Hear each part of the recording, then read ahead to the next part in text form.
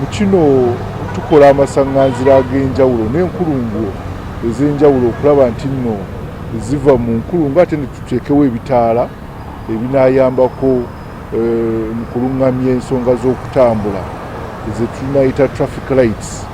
Enkulungo eya Speak y'emu ku ezo 26 oba amasaŋŋanzira 27 bwe tugenda okutereeza nga tufunye obuyambi okuva mu bannaffe ab'e Japan mu kitongole ekya JICA.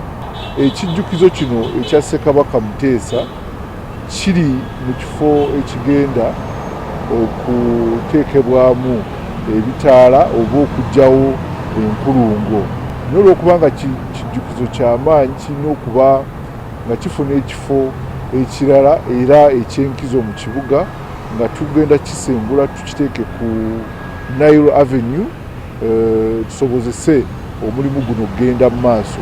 Twayogeraganya n'Obwakabaka bwa Buganda era twassa kimu ku kifo awagenda okuteekebwa ekijjukizo kino era tusuubira nti nga bwe tutereeza eby'entambula n'ebyobulambuzi tujja kuba tubitadde mu kifo ekituufu.